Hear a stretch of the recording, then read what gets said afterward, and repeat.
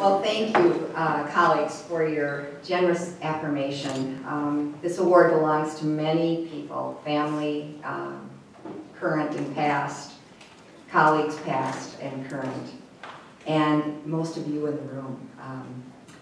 35 years ago, though, next month, I began a journey from Iowa to a refugee camp in Pennsylvania that would alter the course of my life, including a course that led me to my first boss in Minnesota, Jane Kretzmann, who's here today. She was to become my mother-in-law. It's totally an arranged marriage.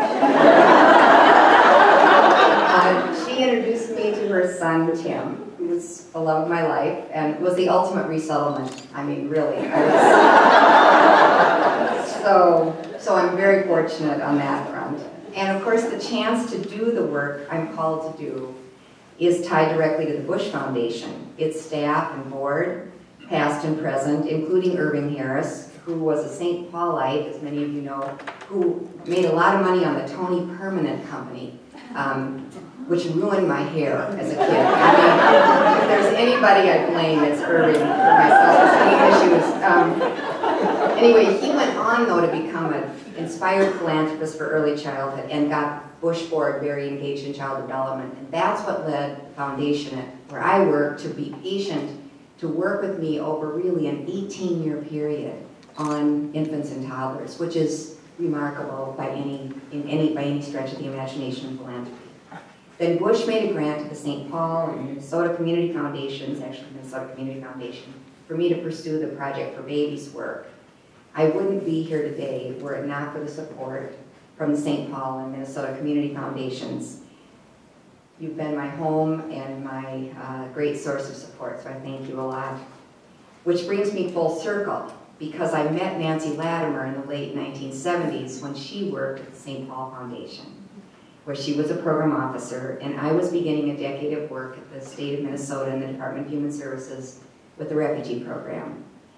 Nancy introduced me to philanthropy, directly and through example, how the private sector and the public sector could work together to achieve common good for a greater number of people by putting our respective resources to work. When I was in government, Nancy came with her tablet to interview me, interview others that I worked with. She listened, she took notes, she reflected, and then she pushed us all to think beyond our usual walls. She was a bridge for me to other resources.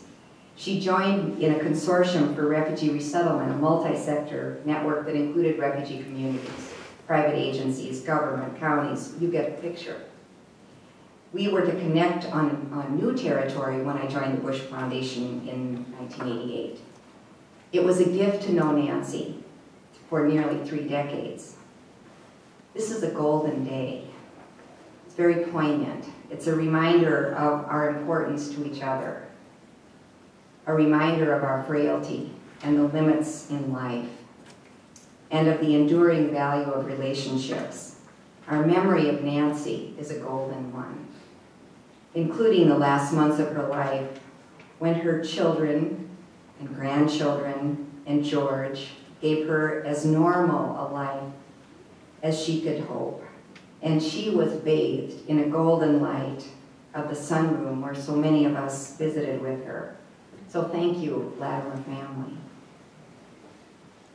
Richard, by the way, gave us 4 numbers earlier, or 4 ovals earlier. So I want to give you, though, 3 animals to frame my next few minutes with you. The rat, the elephant, and the rhesus monkey. And they all didn't walk into a bar, okay? So if you really knew me, you would know that I'm a rat from the Chinese-Vietnamese New Year. A rat like me is an eclectic thinker, as many of you know. That's to put the best construction on it. The rat is emblematic of other worldviews, however, of other cultural belief systems, of other values. And for the 12 years plus that I was in refugee resettlement, I lived in a multicultural environment with staff at the state office who could be a voice for the voiceless, the new refugee arrivals in those days. My colleagues taught me constantly as we worked to adapt systems. Acknowledge, ask, and adapt. They were the steps of the phrases that the Program for Infant Toddler Care used as we worked on working respectfully with one another. These words, ask, acknowledge, ask, and adapt, hold true today. Remember the rat when we think about adapting systems to our growing multicultural population of babies and their families. We also need to think about how to bring the voice of babies to our adult-oriented systems. The elephant is rich with instructional value. We use the elephant image and the blind man, as many of you remember, in the olden days when we would talk about people's experiences with the refugee program. So are you touching the tusk or the tail, okay? It helped us think holistically. It helped us see that we brought different perspectives. We also know that there are elephants in every room, okay? And we have to acknowledge them. Sometimes we have to name them, sometimes we're the elephant. But we gotta remember that they're elephants. Elephants also have long gestational periods, like my family. We have 20 years between grandchildren. They have 20 years between babies. And they have long memories.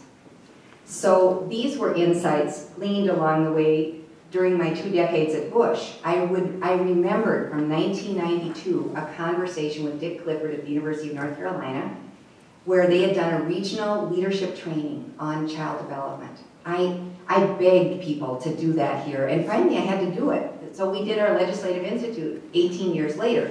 I don't forget, ask my husband. So remember also that elephants are heavy lifters. And finally, the rhesus monkey. Selected from many possible mammals, since we're all mammals on this bus, okay? But they're chosen because of the role of evolutionary science and biology in understanding what is happening in our human brain. This is a major shift in the way we are beginning to think about how we develop, and so we thank the monkeys for that. Richard already sort of stole the term, the biodevelopmental framework that Jack Schoenkoff has talked about for early childhood development. But keep in mind that the same framework Megan talked about earlier, that children's brains are built from the bottom up, like constructing a house. So we want a strong foundation for a strong future. We are at the dawn of a scientific revolution, a new era in our understanding of how humans develop. As we heard today, we are learning things from researchers nationally and at the University of Minnesota, that we now know things that 10 years ago we didn't know. So we're all newbies, you know, we're all newborns in a sense. And this is a really good thing. It's liberating because we have a chance to level the playing field in our knowledge. So here we want to recap. Early experiences shape how the brain gets built, and it happens in a context of relationships, that cognitive, emotional, and social capacities are inextricably linked. The interaction of genes and experience shape our brains, and later interventions are much more costly. We now know some things. I stand before you today humbled by the task and on the shoulders of those who have worked for decades on complex issues, mindful of what the Project for Babies has begun is only nascent and a work in progress. By no means complete, and we don't want to sound like we've got a new exclusive club that others aren't included in. So I want you to know I'm directing resources based on really a year and a half of talking to people. I've probably talked to 125 people. I'm a nudge. I go around, I talk to people, I find out who's doing what. I mean, that's really call me a nudge, it's okay. And then I took, with Marg Walker's help, we made a map. And so on your table, you get to take home that piece of paper. There's a big map that, first of all, on one side shows the developing brain. The Latimers need a little tile from over here. But anyway, it's got the developing brain, what happens, so I want you to keep that always in mind. And then on the back is a map, which is basically talking about what's the theory of change here. We're trying to move an agenda. And so the Aspen Institute has a theory of change community mapping that looks at the science is the basic. It has to undergird our efforts. Then we look at what are the building blocks. That's a lot of what I've been trying to invest in, and look at where do we need to make changes in order to get the actors, in order to build consensus, and create a message in order to achieve the change that we need for healthy development. So I chose organizations that had the capacity to reach 3 states: Children's Defense Fund, Wilder, Council of State Governments, some chops to survive and thrive, the ability to leverage relationships and resources, and then because African American and Native American babies have some of the worst outcomes, and we have such passion in communities that are working hard here in the cities and throughout the 3-state region. We're working with Early Childhood Resource and Training Center. We've done some deep consulting and consultation with the Native Americans in philanthropy. There's going to be more work. I would just say to you, stay tuned. As a community foundation, we are doing what I think we need to do best, and that's to convene, to work collaboratively, and to help build capacity. We invite you to join in this agenda, and this is a movement that really is going to take some time, but we don't have a lot of time. So one, formal learning community. We need to get centered, and I say centered in terms of the National Center for the Developing Child. That's the website. You've seen it. It's on your sheets. There are 10 papers, and I think we all need to read them, and read them more than once. But they're all about understanding the science of brain development, because that's got to be our starting point.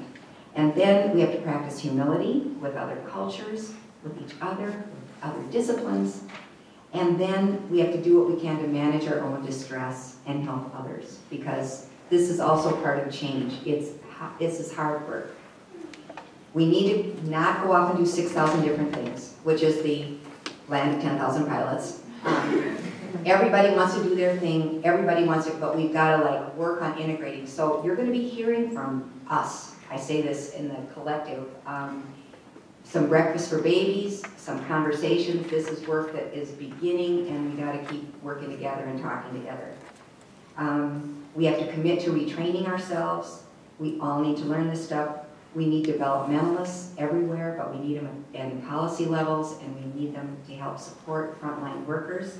And then we have professionals from the doctors, some of you are here, through social workers. Everybody has to begin to have greater knowledge about child development.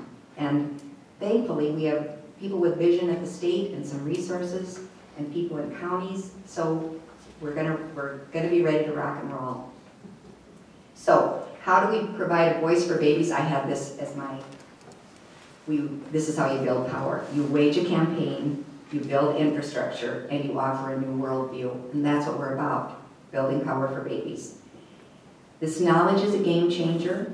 There's plenty of work to go around, and we've got to accept that despair is not an option. Hope is the prerequisite, and I don't mean this in the feel good, love, L-U-V way. Hope is, to paraphrase St. Augustine, Hope has 2 beautiful daughters. One is named Anger, for the way things are, and the second is named Courage, to change them. So I invite you to join us and we all work together, and as I say, you've got to meet, and here we are, we did it today, so this is great. Thank you for this lovely day.